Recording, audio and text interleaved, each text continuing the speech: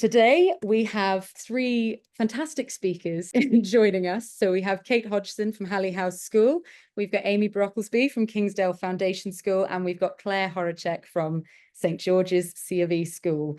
So the Big Draw, we are a charity that was founded in 2000, an arts education and visual literacy charity. We're all about promoting the importance of drawing and mark making, and that's kind of across all sectors, in all walks of life.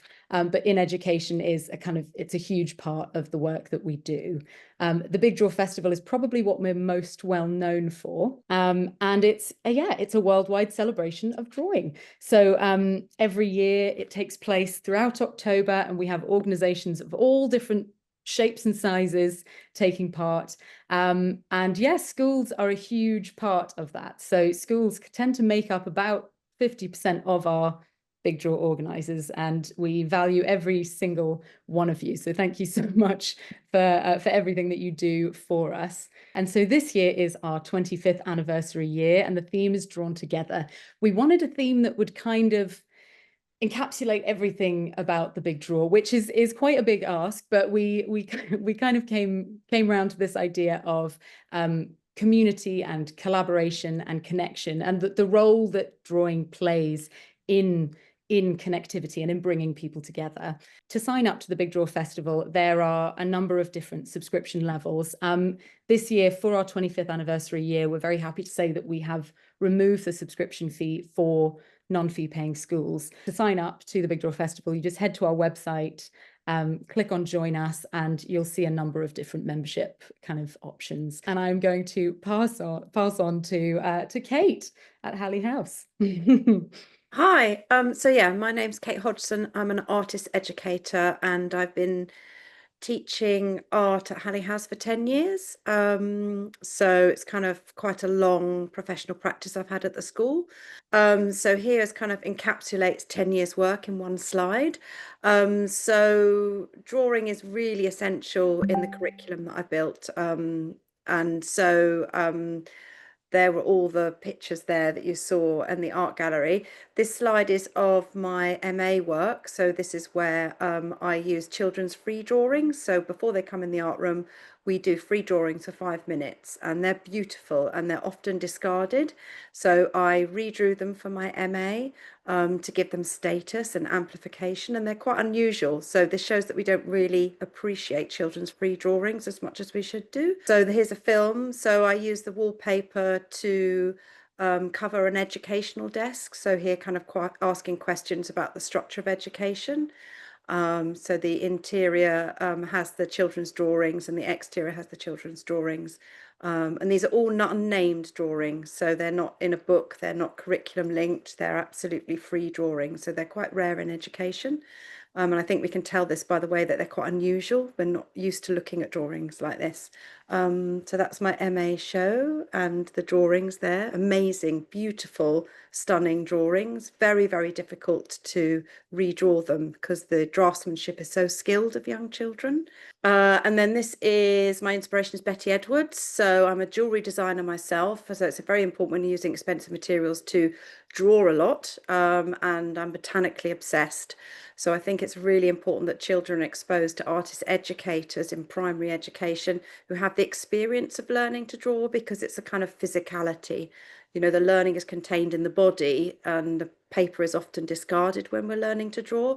So I love teaching Betty Edwards and the foreseeing skills and kind of that repetition, and that's how you build that way of looking and that way of mark making. And then this is the project that I'm kind of setting up for the Big Draw. So we recently did the Royal Academy Young competition and the children really enjoyed that. The school love competitions. So competitions are a really great way of promoting the subject, of finding a safe space to do art. We're doing a competition, so we're doing art. That's why the Big Draw is great as well, and it's free for schools. So that's why I signed up straight away, because it was just an instant yes.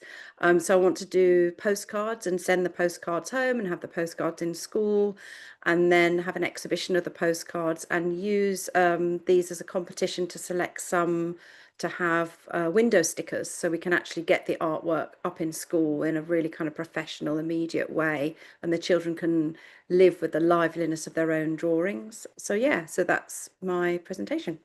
Thank you. Thank you. So we're going to hand over to Amy at Kingsdale Foundation School, and we'd like to mention that they were Big Draw Festival Award winners in 2021. Hi there, everybody. Yes, so I'm Amy Brocklesby. I'm from Kingsdale Foundation School. I'm going to play you a little bit of our first entry. Yeah, thank you, Vasu.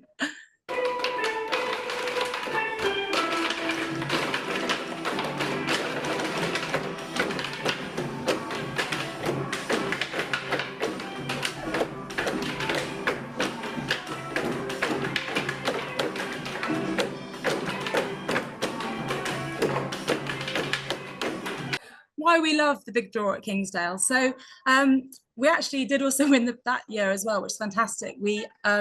Because we love the Big Draw, it's a great competition. I wanted to share just a few experiences we've had with several entries we've done as a sort of useful with some tips and things of how what's kind of positive about entering. So the reason I showed that clip was because I think one of the things to think about when you're doing the Big Draw is what your outcome is going to be and what we're going to present into the competition. So what we did with that competition, with that entry, was to create a video, and the opening of the video was quite sort of impactful. Very much what we wanted to do with the Big Draw is to make sure it's very cross-curricular, make sure it's very inclusive. So with the idea of the theme of play, which was in 2018, we were looking at like whether we could work with PE or whether we could work with music, and we decided to work with music and the steel pans in particular. So that piece was very exciting because it all started off with that piece of music, and then the steel pan band, who were like a combination of like totally non-art students, scientists, everyone, all got involved. They're all playing along, and then that piece of music also became the core for lots and lots of other mark making workshops. We even had dancers who kind of danced with pens and created mark making that way. So it was really kind of breaking down any stigma around drawing, and that to make sure that everyone realized that drawing was inclusive. And then what is also key with presenting the work is to think about like how else you can share it with the wider community. So what we did is we put up our outcomes for in a prominent position to display them, and then we had all the information on Instagram and onto our like parental bullet newsletter and the school website. So we shared this idea of drawing and the kind of creativity with a really big community. What are the top tips I would say as a Big Draw organizer, especially in a school setting, is to we have lots of teachers getting involved in this, so it's quite good to have consistency throughout, with sort of clear instructions as to what you want to be sort of setting as your task.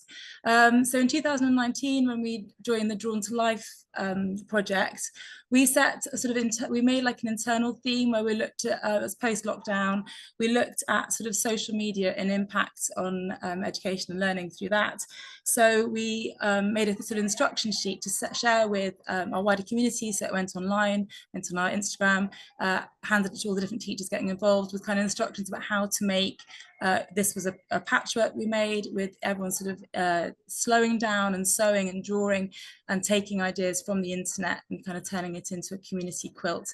So I think one of the top tips I would say is like set really clear intentions at your school of what it is you want everyone to be doing. And that was our outcome from that year. It was a really beautiful quilt. It's still hanging in the school, so it sort of takes pride of place. People talk about it all the time.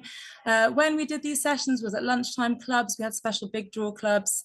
We did it in some of the actual lessons. We got sixth formers involved. We even had quite a few squares that were made by parents and carers from the school community. So it was a really lovely project and very meaningful.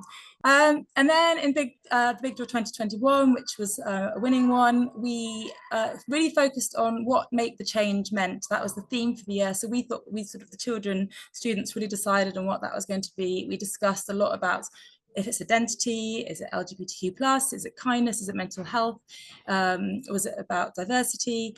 And they decided on focusing primarily on the impacts of like fashion and textiles on the environment, which became a really lovely way of also bringing in all those other ideas that they had as well. So we did lots of different workshops sort of covering all those different areas.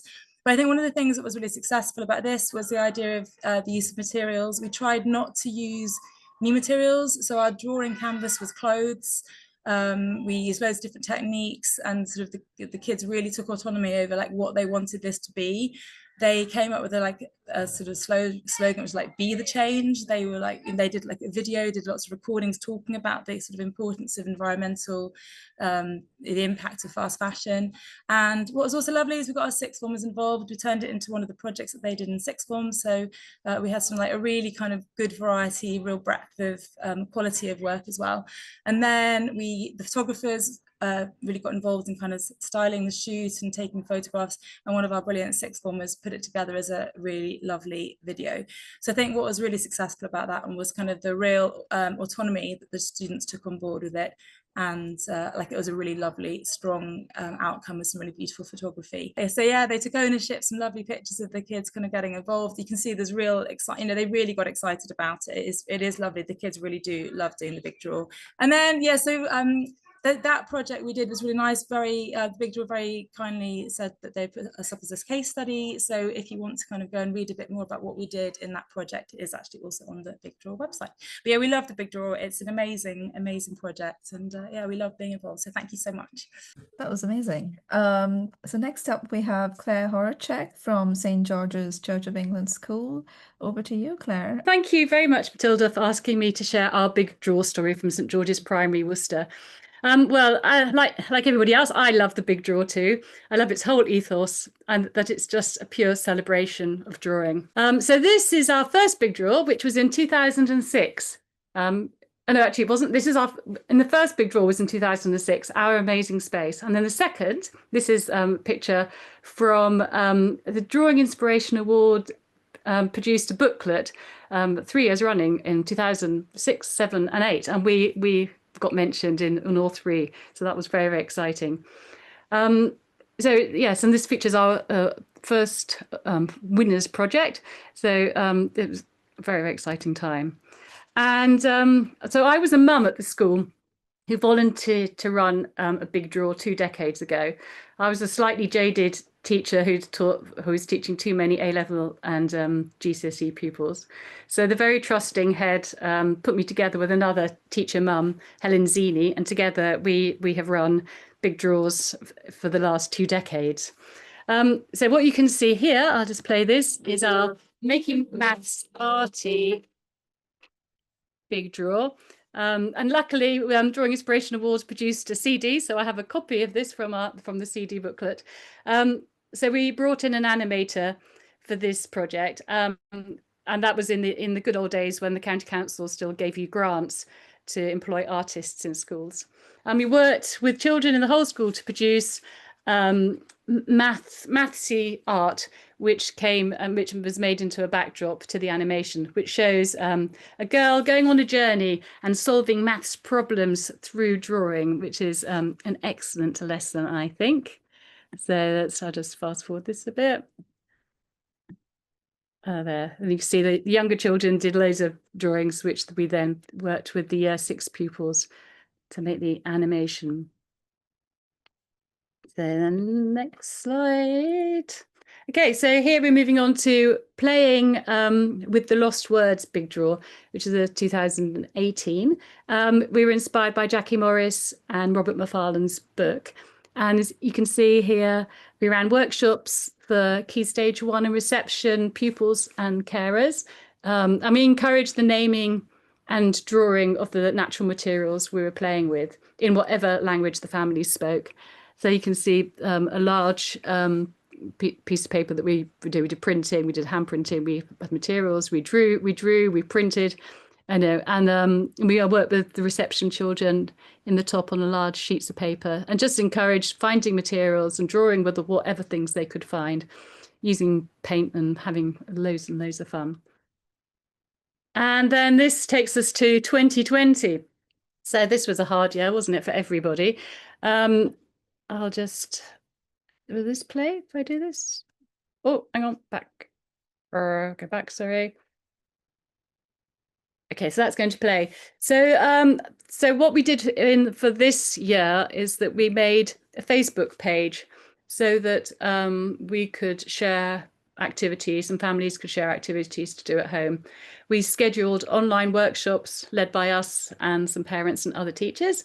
So yeah, I did a den making workshop in my garden that you can see with a people neighbour, got him to come and help me out. There was a dad who's an animator, did a really good workshop as well. And the children uploaded their videos that they made that were really, really great.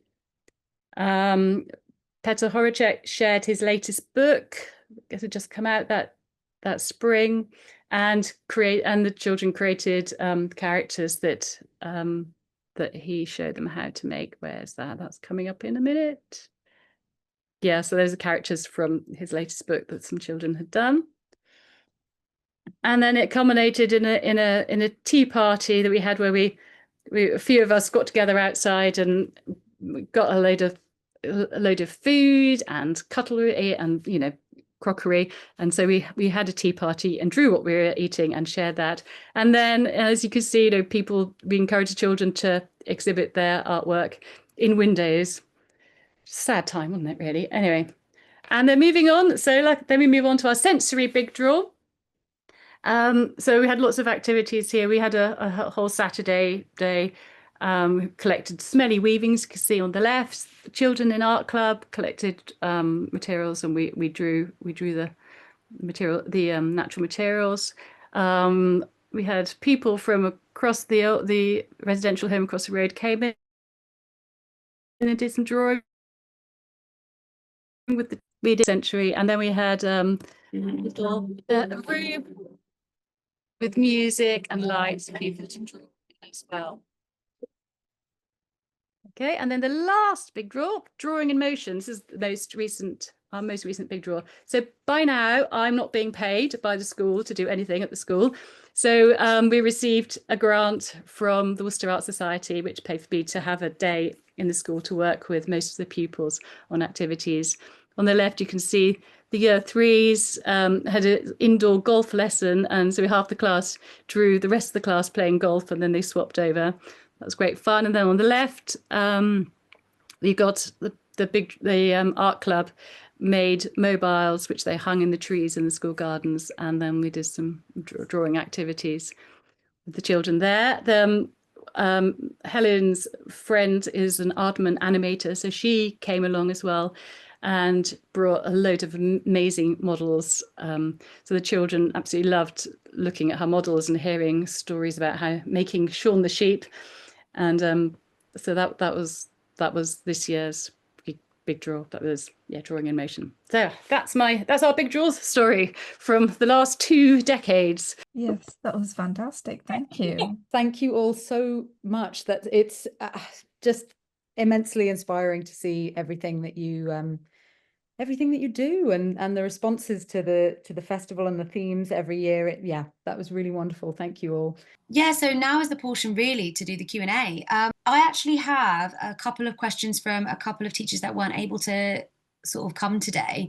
So one teacher mentioned actually, they talked about, and I think this might be for Matilda really, they talked about, they sort of, to quote, it says, can you share about why there is a subscription price for fee-paying schools and how this money is used by the Big Draw Festival? Yeah, absolutely. Yeah, it's a really great question. Thank you for raising it. So the Big Draw, when it originally started in 2000, we did not have a subscription fee in place. That was introduced in 2014. And it's kind of just as a means of keeping the festival going, really. So I think what I'll say first, and what's important to reiterate, is that the Big Draw is very much a charity in the kind of formal sense. So meaning we really don't generate any profit. So any income that we receive, including from subscription fees, that goes kind of directly back into supporting the work that we do and kind of keeping the festival alive. So yeah, the fees that we charge, including those paid by private and fee-paying schools, yeah, they're kind of crucial to keeping the Big Draw going. We're very mindful of keeping the festival as accessible as possible to as wide a range of people and organisations as possible, which is why we haven't increased the subscription fees in over 9 years. But yeah, just in terms of kind of transparency, yeah, you know, as was mentioned, you know, what exactly does it go towards? It's kind of just the income generated from the subscription fees goes towards general operations costs, really. It goes towards, you know, producing and posting welcome packs, as well as kind of different resources and materials. It covers staff time and salaries, and as well as kind of just, yeah, general costs like website maintenance and things like that. But the subscription fees very much don't cover all of our operating costs. So over the years, on top of that, we have relied on kind of bits of grant funding and sponsorship in addition to the income from subscription fees. And yeah, we do kind of rely on that extra support just to keep the festival running, whilst also keeping subscription fees to a minimum. And then sponsorship to also cover costs associated to things like the Big Draw Festival Awards and our own events program alongside the festival. And yeah, this year I mentioned earlier, so this year we have been able to remove subscription fees for non-fee paying schools, which we're really delighted about. And that's because of very generous support from the Trinity Boy Wharf Trust. So yeah, this kind of targeted support, it's really important to us and kind of allows us to, you know, channel our resources towards kind of those who maybe wouldn't necessarily be able to take part, and kind of breaks down some of the barriers to participation. But yeah, I'm perhaps going down a bit of a rabbit hole now, but I hope that somewhat answers the question. Yeah. No, I think that's great. Thank you so much, Matilda. Thank you for that. That's fine. It's really great. And I think also we're always open to questions like that and of that nature. I think part of what we do is by being completely sort of transparent with this. So, you know, if anyone has any further questions, but I can jump straight on to the second one, and it kind of segues because you mentioned the Big Draw Awards, the festival awards. I just kind of, so the next question was someone asked, what are the Big Draw Festival Awards?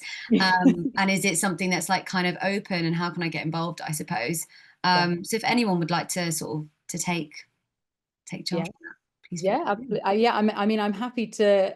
It was kind of touched upon in Amy's kind of presentation, but yeah, absolutely. The Big Draw Festival Awards is something that's open to anyone who takes part in the Big Draw Festival. So all Big Draw Festival organisers can submit their events to the Big Draw Festival Awards, and every year we have a panel of judges that kind of go through these submissions, and there are a number of different categories. So there has typically in the past been a kind of primary schools category, secondary schools category, and then categories kind of for things like community, museums and galleries, things like that. And yeah, and there's kind of monetary awards there, so it's usually around £500.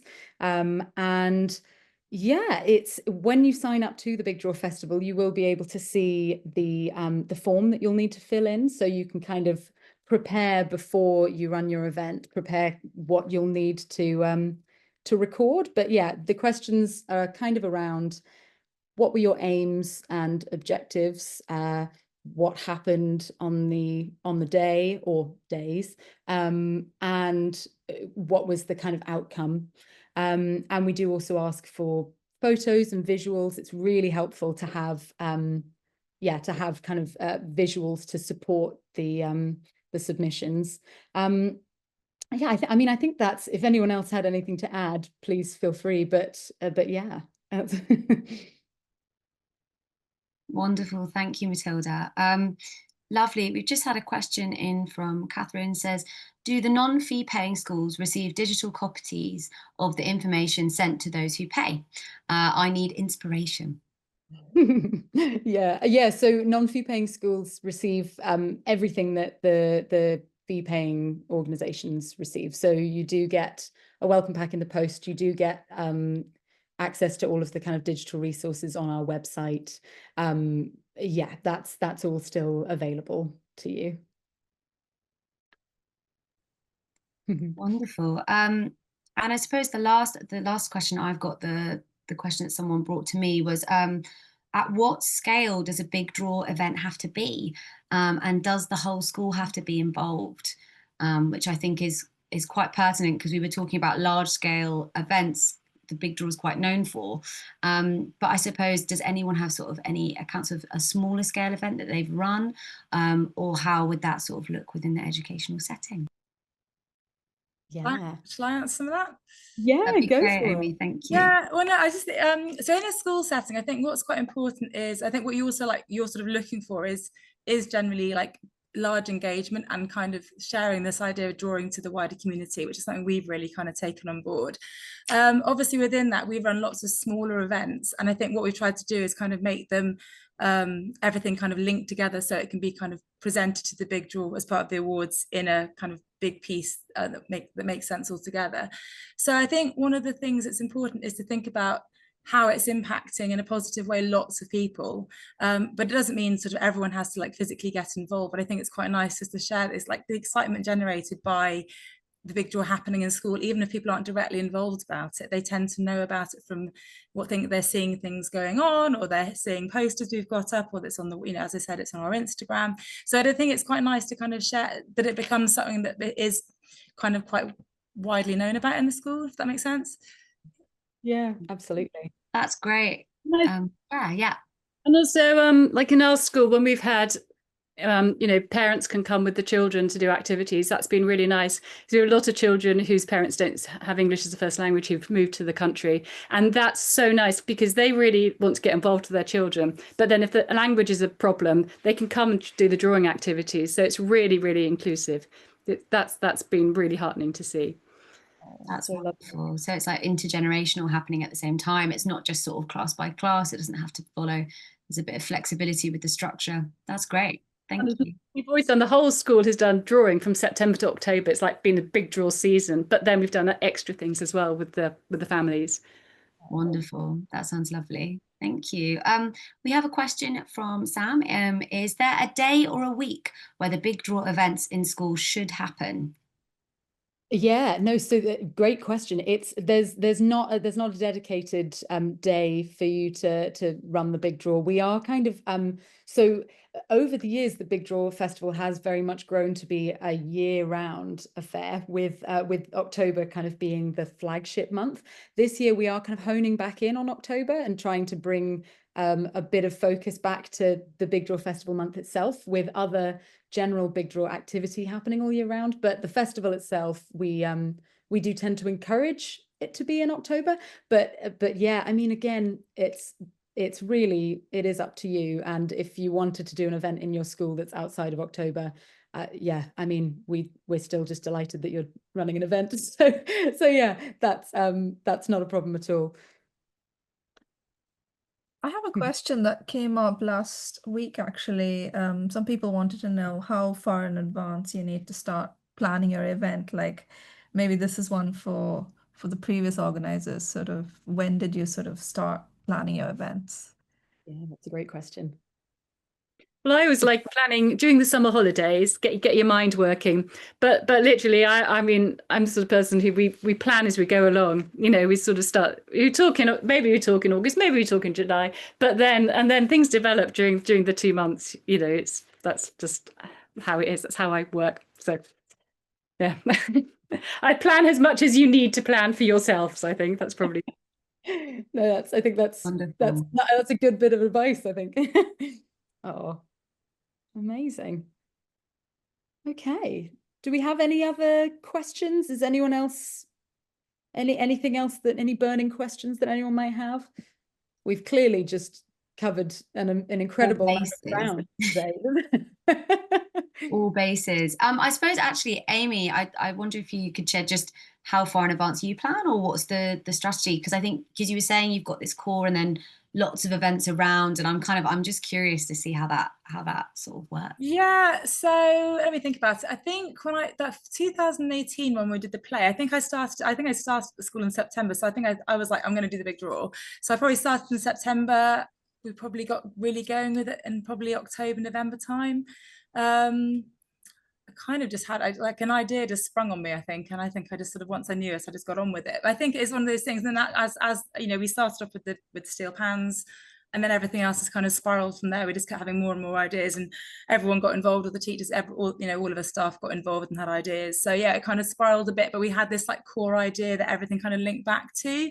So I think probably starting I sort of had a plan over the summer, and then I'd make these kind of like loose instruction sheets just for a bit of consistency. But very much giving everyone else autonomy over it as well. So that kind of, you know, it's about creativity. So it was, you just need everyone, you know, and it was a bit free flow. Exactly. So yeah, September, October's our kind of, we really get going because I guess school started, and it's quite nice to have this focus. I can't actually remember what the submission date is if we're entering the awards. What's the... So the awards, you can enter them through until, well, actually, typically it was until February of the following year, Right. which is, this year I think it'll probably be until January, but also we can extend that. So yeah. Okay.